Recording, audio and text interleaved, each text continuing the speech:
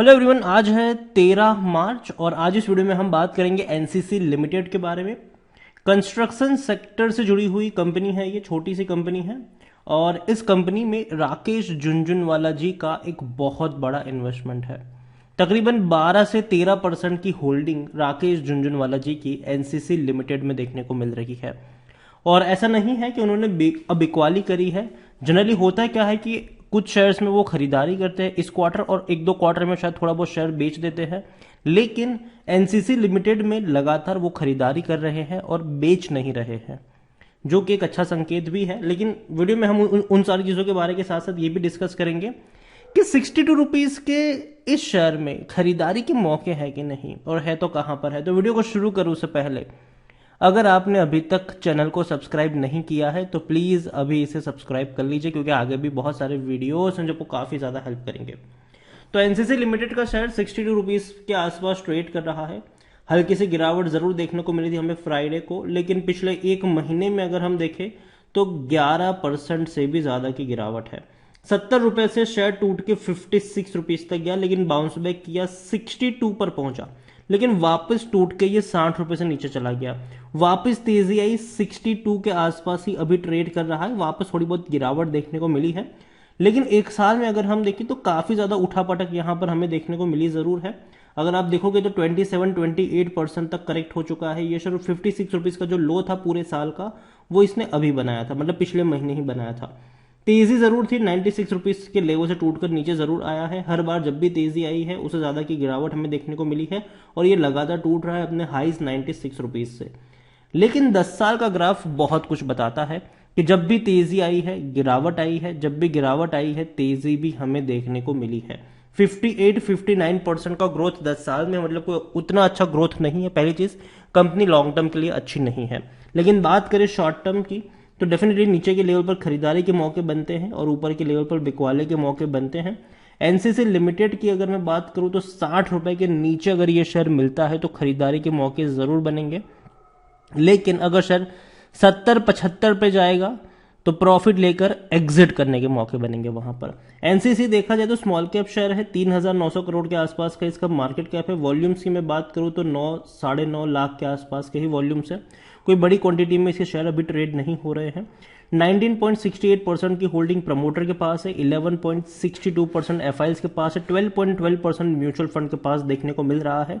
बड़ी होल्डिंग बड़े बड़े फंड हाउसेस के पास है। और रेखा झुनझुनवाला, जो उनकी वाइफ है राकेश झुनझुनवाला जी की, उनके पास 10.94% की होल्डिंग है और थोड़ी बहुत होल्डिंग राकेश झुनझुनवाला जी के पास भी है। कुल मिलाकर 12 से 13% की होल्डिंग उनके पास है।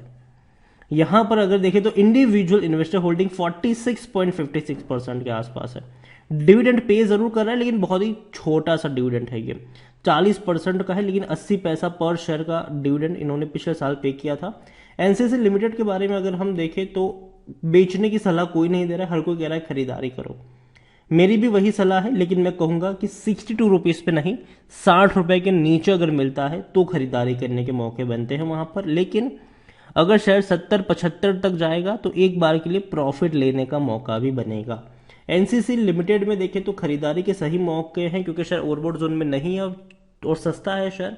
इसका जो पी रेशियो है वो 14 का है, जबकि सेक्टर पी 60 के आसपास का है, तो सस्ता मिल रहा है ये आप कह सकते हो। और इसीलिए 100% एनालिस्ट कहते हैं खरीदारी करो एनसीसी लिमिटेड के शेयर में। एनसीसी लिमिटेड की होल्डिंग्स के बारे में हम डिस्कस भी कर चुके हैं कि प्रमोटर के पास होल्डिंग है, लेकिन बहुत कम होल्डिंग है और थोड़ी सी होल्डिंग प्रमोटर की गिरवी भी है। लेकिन एक बहुत बड़ी होल्डिंग है अदर पार्टीज के पास, और अदर पार्टीज में डेफिनेटली राकेश झुनझुनवाला जी का भी नाम उसी में आता है। म्यूचुअल फंड, डोमेस्टिक और एफआईएल्स अच्छी खासी क्वांटिटी में यहाँ पर खरीदारी करके बैठे हुए हैं। और एनसीसी देखो छोटी सी इंफ्रास्ट्रक्चर से जुड़ी हुई कंपनी है, लेकिन जहां तक बात करें हम इंफ्रा की तो देखो जो डेवलपमेंट है इंफ्रा के सेक्टर में वो हर साल होने वाला है और हर साल पहले के मुकाबले अच्छा होने वाला है। कभी भी हम ये नहीं कह सकते कि अच्छा बहुत कुछ हो गया अब बनने को कुछ नहीं, ऐसा नहीं होगा। हर बार आपको चीज़ें और बड़ी और बेहतर बनती नजर आएगी। कंपनी के पास अच्छे खासे ऑर्डर्स भी हैं, अच्छे खासे ऑर्डर बुक है इस कंपनी की। और छोटी सी कंपनी जरूर है, लेकिन पोटेंशियल डेफिनेटली इसमें है कि नीचे के लेवल पर खरीदारी के मौके बनेंगे ही बनेंगे। लेकिन जैसे कि मैं पहले भी कह रहा हूं, अब भी कहूंगा कि देखो महंगा नहीं खरीदना है, ठीक हो। महंगा खरीदना नहीं है, लेकिन अगर 60 रुपए के नीचे मिलता है तो छोटी सी क्वांटिटी आप ऐड कर सकते हो। अगेन नहीं, मैं यहाँ पर कहूँगा छोटी सी क्वांटिटी, एक बहुत बड़ी क्वांटिटी भी खरीदने की सलाह नहीं होगी। यहाँ पर अपने पोर्टफोलियो को डाइवर्सिफाई करिए। मार्केट में ये जो गिरावट है, इस गिरावट का फायदा उठाइए और अपने पोर्टफोलियो को डाइवर्सिफाई करिए। कुछ शेयर आप इंफ्रा से चूज करिए, कुछ केमिकल से चूज करिए, कुछ आईटी स्टॉक उठाइए, कुछ फार्मा उठाइए, कुछ बैंकिंग उठाइए, और कुछ अगर आप चाहे तो दूसरे सेक्टर पर भी, एफएमसीजी वाले सेक्टर पर भी नजर कर सकते हैं। अच्छी और दिग्गज कंपनियों को चुने और इस गिरावट का फायदा उठाइए, अपने पोर्टफोलियो को और बड़ा और बेहतर बनाए और डाइवर्सिफाई करें, पहली चीज। लेकिन जहां तक बात है एनसीसी लिमिटेड की, तो देखो ये नहीं होना चाहिए कि भैया राकेश झुंझुनवाला जी ने जो खरीदा है तो हम भी खरीद ले। नहीं, ऐसा नहीं होना चाहिए। डेफिनेटली कंपनी अच्छी है, लेकिन वो अच्छे प्राइस पे भी मिलनी चाहिए। अगर यहां से ये 65-70 पे चला गया तो मैं कहूंगा कि मत खरीदना भैया, दूर ही रहो इससे। लेकिन अगर ये आपको 60 रुपए के नीचे मिलता है तब खरीदारी के कुछ मौके आपको बनते हुए देखने को मिल सकते हैं। तो नजर रखिए एनसीसी लिमिटेड के ऊपर। लेकिन इसके अलावा दो और कंपनियां भी है, बहुत ही छोटी कंपनियां हैं और वहां पर भी मौके बन सकते हैं। और अगेन मैं कहूंगा ये दोनों जो कंपनियां हैं उसमें ये मैं कतई नहीं कह रहा हूं कि जाके खरीद लो, बल्कि ये जब सस्ते हो तब खरीदने के मौके हैं। और वो कंपनी कौन सी है उसके बारे में अगर देखें तो छोटी सी एक कंपनी है एनबीसीसी इंडिया करके, सरकारी कंपनी है ये, कंस्ट्रक्शन सेक्टर से जुड़ी हुई कंपनी है ये, और 39 पर है ये। ठीक है, तो अगेन 39 महंगा है इसका प्राइस, अगेन कहूंगा। लेकिन अगर ये आपको 35 रुपए के आसपास मिलता है तो खरीदारी के मौके आपको यहां पर बनते हुए दिखाई दे सकते हैं।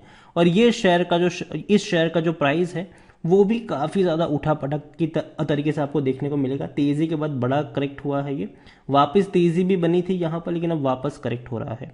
इसके अलावा एक और कंपनी है जिसका आईपीओ हाल फिलहाल में ही आया था, श्रीराम प्रॉपर्टीज, और 80 रुपए का ये शेयर है। हालांकि आईपीओ को कुछ खास अच्छा रिस्पॉन्स नहीं मिला था और इसीलिए शेयर में आपको गिरावट भी देखने को मिली थी यहाँ पर श्रीराम प्रॉपर्टीज में। लेकिन अगर हम यहाँ पर इसका भी ग्राफ एक बार के लिए ऑब्जर्व करें तो श्रीराम प्रॉपर्टीज में आप देखोगे तो 80 रुपए के आसपास था, इससे पहले भी ये गया था, बाउंस बैक दिखाकर ये पहुंचा था 111 रुपए करीब, लेकिन उसके बाद लगातार ये करेक्ट हो रहा है, टूट रहा है।